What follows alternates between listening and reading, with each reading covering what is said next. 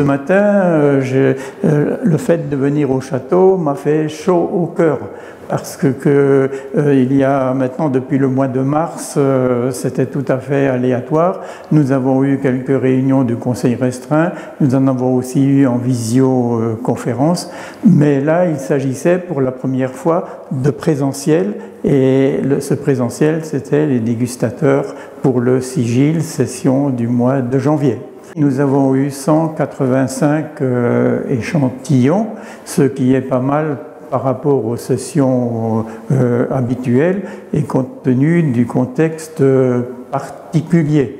Donc nous avons été tout à fait satisfaits et nous sommes aussi satisfaits de constater que la section terroir prend son essor avec 36% des échantillons présentés.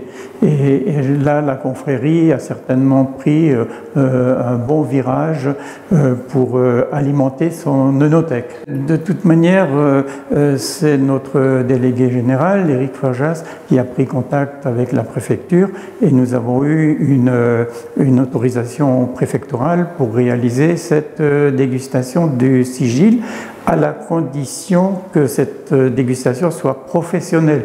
Elle ne pouvait en aucun cas accueillir d'autres personnes que les membres ou les dégustateurs habituels de la confrérie Saint-Étienne.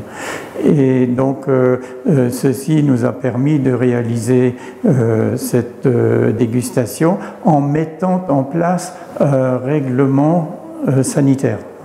Et ce règlement sanitaire a été calqué sur les concours des œnologues, les concours de Riesling du monde, enfin le concours de Paris qui aura lieu, la présélection, et c'est notamment dans l'obligation d'aller vers les tables sans créer des attroupements, de servir qu'il y ait une seule personne qui serve le vin pour ne pas diffuser le virus sur les bouteilles. Enfin, tous ces règlements ont été précisés en début de séance et ce règlement avait été envoyé préalablement aux différents dégustateurs.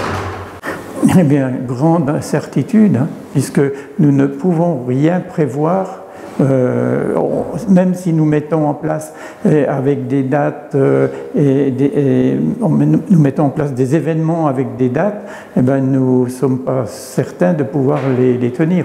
Et à la confrérie, on ne peut pas disons, inventer des événements dans les 15 jours qui viennent. Un chapitre, ça se prépare bien longtemps à l'avance et donc nous sommes tout à fait dans l'expectative.